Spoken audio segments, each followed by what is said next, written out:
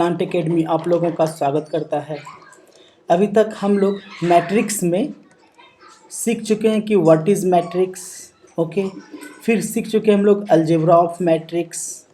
Algebra of matrix में हम लोग मल्टीप्लिकेशन, एडिशन, सब्सट्रैक्शन ये सारा सीख चुके हैं। ओके, अगर अभी तक आप लोगों ने वीडियो नहीं देखे हैं तो पहले उसको देख लीजिए, बहुत ही अच्छे से समझ में आएगा, पक्का है ये। ठीक है, आज हम लोग स्टार्ट कर रहे हैं एनसीईआरटी का 3.1 के सॉल्यूशन को देखेंगे, फिर उसके बाद ट्रांसपोज एंड इट्स प्रॉपर्टी पढ़ेंगे, फिर नेक्स्ट एक्सरसाइज को सॉल्व करेंगे।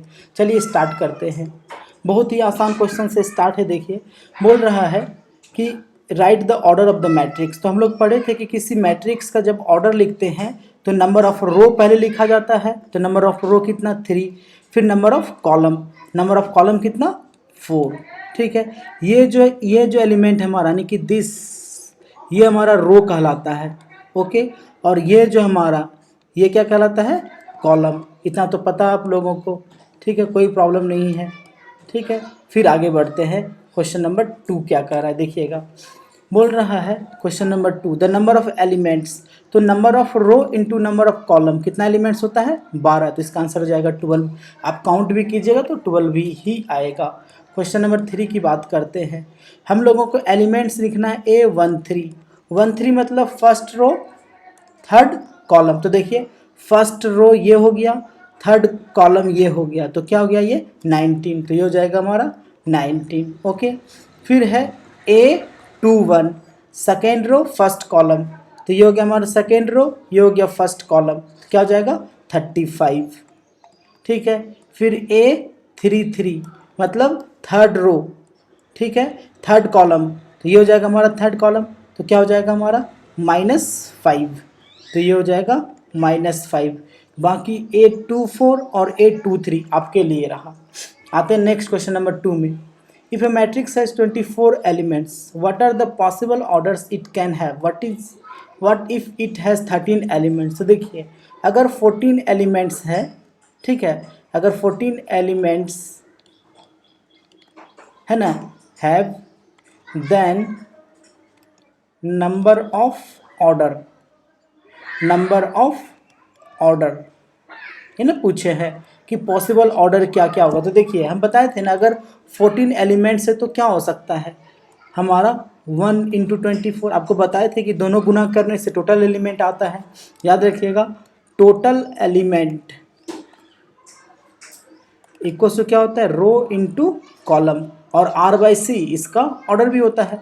ठीक है, फिर देखिए दूसरा अगर रखें तो 2 × 12 होगा, फिर 3 × 8 होगा, फिर 4 × 6 होगा। 5 के साथ तो होगा नहीं, ठीक है, क्योंकि 5 × समथिंग जब भी होगा तो कोई ना कोई नेचुरल नंबर ही होगा, तो 5 के साथ होगा नहीं। अब अपोजिट चले गए, 6 × 4 होगा, फिर 8 × 3 होगा, 9 होगा नहीं, 10 होगा नहीं, 11 होगा नहीं, फिर 12 होगा, 12 × 2 हो जाएगा, फिर एक 24 × 1 होगा। यानी कि these are the possible order. ठीक है, कोई प्रॉब्लम नहीं है। नंबर ऑफ ऑर्डर हटा दीजिए, देन द ऑर्डर्स आर, ऐसा लिख लीजिए, ऑर्डर आर, ये सारे इसके ऑर्डर होगा। अब बोल रहा है कि इफ हैज 13 एलिमेंट्स, कि if element is 13 then order are.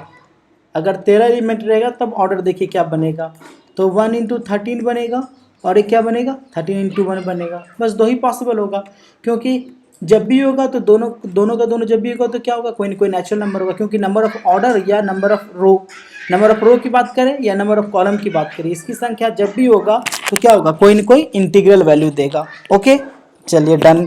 फिर देखते हैं आगे क्या कह रहा है क्वेश्चन नंबर 3 को।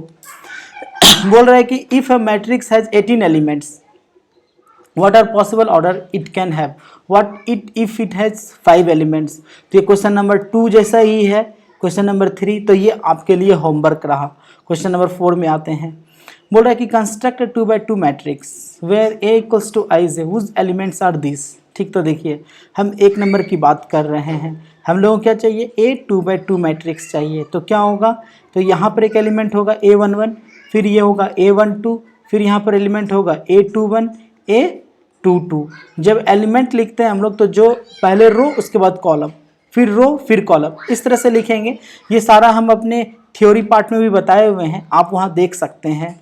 अब देखिए ये क्या लिखा हुआ है, A11 क्या लिखता है, आई प्लस जे का स्क्वायर, तो ये कितना हो जाएगा 1 + 1 का स्क्वायर, अब बाई कितना है 2, तो बाई 2, फिर यहाँ कितना हो जाएगा 1 + 2 का स्क्वायर बाई 2, फिर यहाँ पर क्या हो जाएगा 2 + 1 का स्क्वायर बाई 2, ठीक है, फिर यहाँ कितना हो जाएगा 2 + 2 का स्क्वायर बाई 2, ठीक है, ऐसा हो जाएगा। आप इसको सॉल्व कीजिएगा तो क्या हो जाएगा, ये देखिए 2 का स्क्वायर 4, 4/2, 2, ये 3 का स्क्वायर 9/2, ये क्या हो जाएगा 3 का स्क्वायर 9/2, फिर हो जाएगा 4 का स्क्वायर 16/2, क्या हो जाएगा 8। आशा करते हैं कि बिल्कुल आसानी से समझ में आ गया होगा। तो ये आपके लिए होमवर्क रहा 2, क्योंकि i/j है, तो ठीक है, अगर i/j होगा तो सोचिए जरा क्या होगा 1/1 1 हो जाएगा, फिर ये क्या हो जाएगा 1/2 1/2, 2/1 2 हो जाएगा, 2/2 1 हो जाएगा, बन गया बात।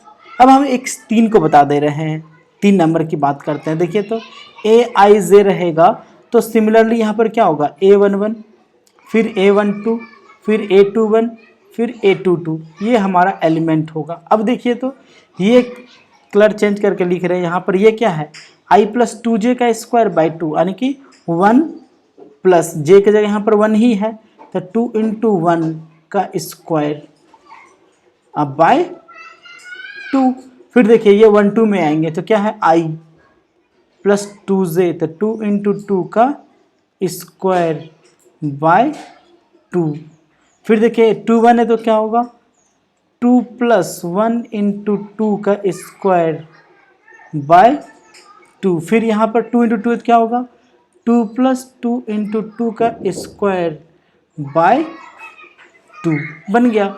अब यहाँ पर आपको सॉल्व करके लिखना है, ओके, ये आपके लिए होमवर्क रहा।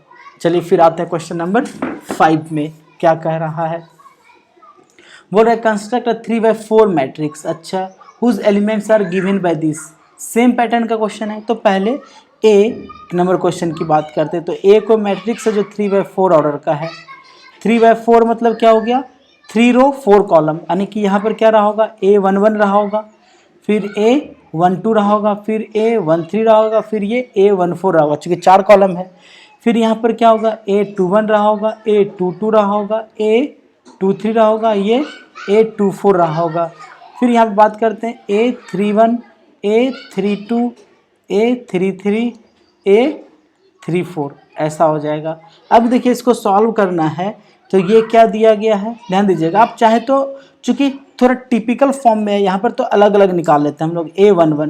A11 क्या है half of mod of 3 × i, तो 3 × 1 अब प्लस j मतलब यहाँ पर 1 हो जाएगा, ठीक है, तो कितना हो जाएगा 1/2 × 2 क्या हो जाएगा 1, फिर देखिए A12 निकालते हैं, A12 जब निकालेंगे तो क्या हो जाएगा हाफ मॉड ऑफ, ठीक है, तो देखिए क्या है -3i + j, ठीक है, तो -3i, i के जगह 1, अब प्लस j की जगह कितना हो जाएगा 2, ठीक है, तो ये क्या बन जाएगा -3 + 2 -1 का मॉड क्या होगा 1, तो ये क्या बन जाएगा 1/2, फिर उसी तरह से A13 निकालेंगे तो क्या हो जाएगा 1/2 मॉड ऑफ -3 × 1, ठीक है, अब +3, ऐसा हो जाएगा, इसका वैल्यू क्या हो जाएगा 0, ठीक है, देखिए सेम पैटर्न से यहाँ पर। फिर उसी तरह से A21 जब निकालेंगे तो क्या होगा ध्यान दीजिएगा half of mod of -3 × i के जगह क्या है 2 प्लस j की जगह क्या है 1, ठीक है, तो कितना हो जाएगा -6 + 1 -5 का मॉड 5/2, ठीक है। तो फिर आपके लिए होमवर्क रहा कि इसी तरह से ये सारा वैल्यू निकाल करके आपको वैल्यू पुट कर देना है। जैसे आप सारा वैल्यू निकाल लिए, ध्यान दीजिएगा, जैसे ही आप सारा वैल्यू निकाल लिए, मान तो a का जो वैल्यू आ जाएगा यहाँ पर A11 है, देखिए इस प्लेस पर A11 है तो इसके जगह 1 हो जाएगा, ठीक है। फिर देखिए यहाँ पर क्या है A12 है, तो A12 का वैल्यू क्या है 1/2, इसके जगह क्या लिख देंगे 1/2। फिर यहाँ पर वैल्यू हमारा A13, A13 की जगह क्या निकालें वैल्यू 0, तो यहाँ पर 0 आ जाएगा। फिर हमारा क्या देख लीजिए A14 है, A14 का वैल्यू निकाले नहीं है, ये तो आपके लिए होमवर्क था, हम 21 के पास आ चुके थे। ठीक है, तो इसी तरह से सारा वैल्यू A14 निकाल करके यहाँ रख देंगे, फिर यहाँ का वैल्यू यहाँ रख देंगे, फिर यहाँ रखेंगे, फिर यहाँ, फिर इसी तरह से फिर इसको निकाल लेंगे, फिर यहाँ निकाल के पुट करके वैल्यू निकालना है, जो आपके लिए होमवर्क रहा। सिमिलरली क्वेश्चन नंबर 2 भी आपके लिए होमवर्क रहा। ये तो बहुत ही आसानी से बना दीजिएगा, आप लोगों पर पक्का विश्वास है। चलिए आते हैं क्वेश्चन नंबर 6 में। बोल रहा है कि find the values of X Y Z from the following equation. अब देखिए ये दोनों बराबर दिया हुआ है, तो पढ़े थे कि अगर मैट्रिक्स इक्वल हो, ध्यान रखिएगा, अगर मैट्रिक्स हमारा इक्वल हो, ठीक है, तो क्या होता है उसका ऑर्डर इक्वल होता है पहला, और दूसरा कॉरेस्पॉन्डिंग एलिमेंट, याद रखिएगा ऑर्डर इक्वल होता है और कॉरेस्पॉन्डिंग एलिमेंट भी इक्वल होता है हमारा। तो अब देखें यहाँ पर ये दोनों मैट्रिक्स बराबर दिया गया है, तो 1 में क्या होगा, ये 4 इसके बराबर हो जाएगा, तो देयरफॉर y बराबर 4। फिर ये z इसके बराबर हो जाएगा, z इक्वल्स टू 3। फिर ये x इसके बराबर हो जाएगा, तो x इक्वल्स टू 1।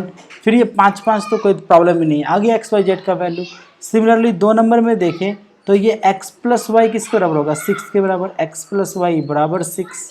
ठीक है, फिर देखिए यहाँ से देखें तो z किसके बराबर हो जाएगा, 5 के बराबर, तो z इक्वल्स टू 5 आ गया। फिर यहाँ पर दिया हुआ है एक्स वाई, तो x इंटू वाई कितना हो गया 8। ठीक है, अच्छा x इंटू वाई अगर 8 है तो अब हम लोगों को एक्स वाई चाहिए। ठीक है, तब यहाँ से सॉल्व कर लेंगे। ठीक है, इसको 1 मान लेंगे, यहाँ 2 मान लेंगे, यहाँ लिख लेंगे हम लोग from 1 and 2 x plus Y को क्या लिख सकते हैं 8/x इक्वल्स टू 6। अब जब इसको सॉल्व करेंगे तो क्या हो जाएगा, ये x² प्लस 8x, 8 होगा सिर्फ, 8 इक्वल्स टू 6x। फिर इसको जब सॉल्व करेंगे तो x² plus 6x, sorry minus 6x plus 8 equals हो जाएगा 0। ओके, कोई प्रॉब्लम नहीं है। फिर यहाँ हो गया हमारा माइनस। अब इसको अगर सॉल्व करेंगे तो ये कितना बन जाएगा आपका, देखिए तो x minus 2 into x minus 4 हो जाएगा इक्वल्स टू 0। तो देयरफॉर क्या हो जाएगा, x इक्वल्स टू 2 और x इक्वल्स टू 4। तब लिखेंगे कि if x equals to 2 then y equals to, जब x 2 है तो y कितना हो जाएगा 4, and if x equals to 4 तो देन y इक्वल्स टू क्या हो जाएगा 2। So simple. ठीक है, सिमिलरली आपके लिए ये 3 नंबर होमवर्क रहा, ऑटोमेटिक बन जाएगा। देखिए x plus y plus z कितना हो गया 9।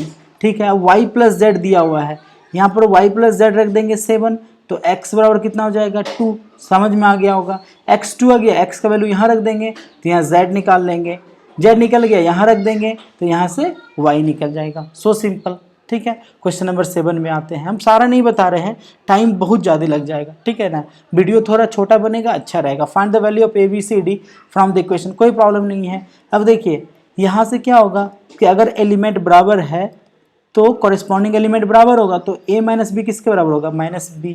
तो देयरफॉर क्या हो जाएगा a minus b equals to -1 and 2a minus b equals to कितना हो जाएगा 2a माइनस बी। तो पहला वाला एलिमेंट ये 0 के बराबर होगा, इक्वल्स टू 0 होगा। अब यहाँ पर इसको 1 मान लेंगे, इसको 2 मान लेते हैं, तो देयरफॉर इक्वेशन क्या करते हैं हम लोग 2 माइनस इक्वेशन 1 कर दे रहे हैं। तो 2 माइनस 1 करेंगे तो क्या हो जाएगा a, और उधर क्या हो जाएगा 1, तो a का वैल्यू 1 आ गया।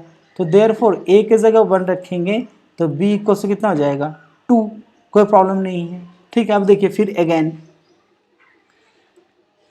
अगेन यहाँ पर 2a plus C equals to क्या हो गया 5 and 3c plus d equals to क्या हो जाएगा 13। फिर इसको यहाँ से 3 मान लेंगे और यहाँ से इसको 4 मान लेंगे, फिर लिखेंगे सॉल्विंग 3 and 4। ठीक है, सॉल्विंग 3 and 4 को आपको सॉल्व करने के लिए आता है, बन गया ये भी क्वेश्चन। फिर आते हैं क्वेश्चन नंबर, ये भी आपके लिए होमवर्क है, बनाइएगा जरूर, ठीक है। ये हो गया हमारा, ध्यान दीजिएगा, ये हमारा क्वेश्चन नंबर 7 का दी एंड। आते हैं क्वेश्चन नंबर 8 में, क्या कह रहा है, ध्यान दीजिएगा कि ए कोई मैट्रिक्स है, ठीक है, और ये एक स्क्वायर मैट्रिक्स है।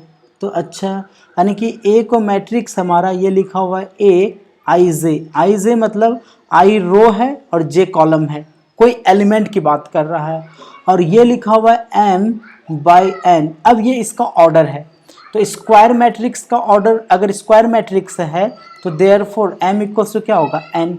ये हो गया हमारा आंसर, ठीक है।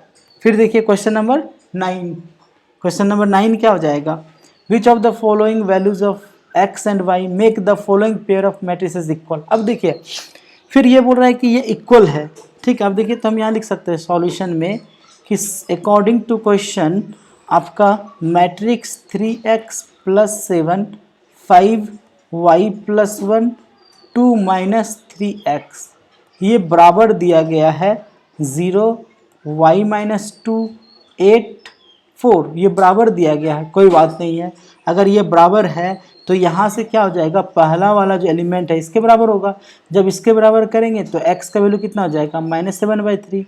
अब देखिए y जो है ये इसके बराबर, किसी एक के बराबर कर दें तो y इक्वल कितना हो जाएगा, 7, बन गया हमारा, ठीक है। अब देखते हैं यहाँ पर आंसर कोई मैच नहीं किया है हमारा, तो अब क्या करते हैं, यहाँ से वैल्यू निकालते हैं, ठीक है। यहाँ से जब निकालेंगे तो यहाँ से क्या होगा, 2 - 3x = 4 हो जाएगा। जब 4 रखेंगे तो x बराबर कितना हो रहा है, -2/3। अब देखिए x बराबर -7/3, x बराबर -2/3, चूँकि अगर ये दोनों बराबर है तो ये इसके भी बराबर होगा और ये इसके भी बराबर होगा। तो सेम काम किए, जब इसको इसके बराबर किए और इसको इसके बराबर किए तो दोनों में x का वैल्यू अलग अलग आ गया, जहाँ कि दोनों सेम आना चाहिए था। इसका मतलब क्या हो जाएगा, नॉट पॉसिबल टू फाइंड, क्योंकि ये बराबर होगा ही नहीं इस वैल्यू के लिए, जो मैट्रिक्स बनाया है उसके अनुसार ये कभी बराबर होगा ही नहीं।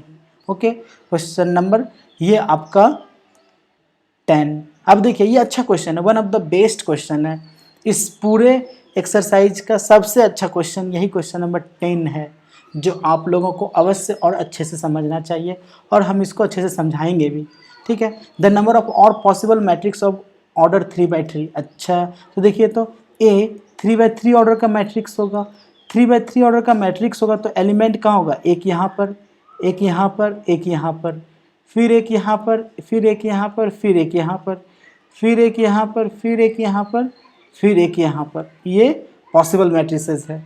अब बोल रहा है कि विद ईच एंट्री 0 और 1, ठीक है, सारा एंट्री 0 या 1 होना चाहिए, यानी कि इस प्लेस को भरने के लिए कितना पॉसिबल वेज है, यानी कि हम लोग इसको बोल सकते हैं A11। तो since place of A11 can be filled by 2 ways, है ना। सिमिलरली देखिए ईच एंट्री अदर 0 और 1, यानी कि यहाँ पर भी क्या हो सकता है, या तो 0 1, तो प्लेस ऑफ, ये प्लेस कौन सा है, A12 can be filled bye, वही होगा 2 वेज। फिर इस प्लेस की बात करते हैं, इस प्लेस की बात करते हैं तो यहाँ क्या होगा, place of A13 can be filled bye, यही होगा 2 वेज।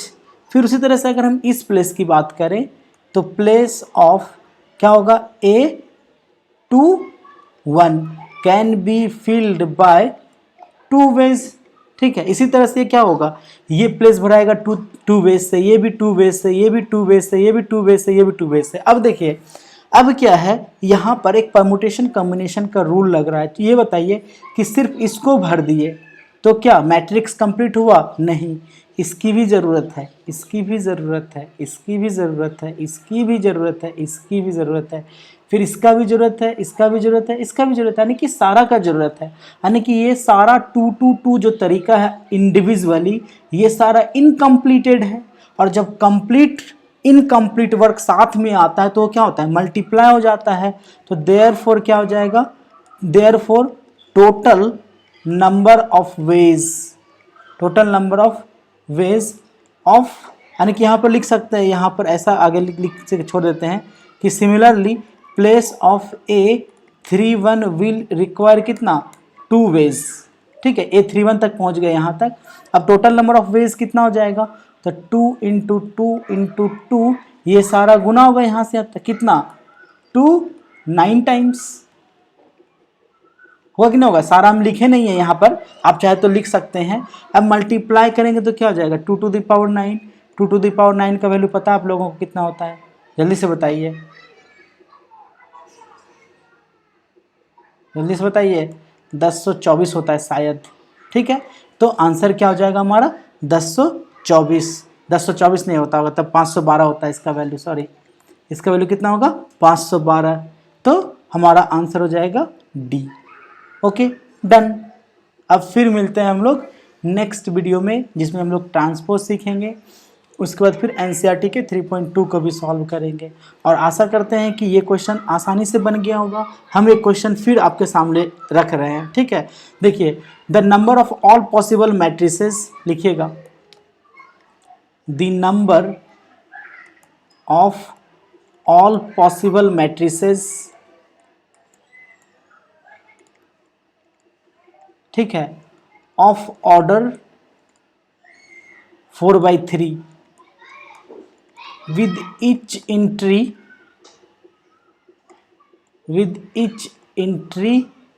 either 1 2 और 3, ठीक है। आपको इसका आंसर कमेंट बॉक्स में बताना है। आप अगर मल्टीप्लाई नहीं कर सकते हैं डायरेक्ट तो पावर के फॉर्म में भी आंसर आप कमेंट कर सकते हैं, ठीक है। मिलते हैं फिर हम लोग नेक्स्ट वीडियो में, पढ़ते रहिए, खुश रहिए, बाय बाय।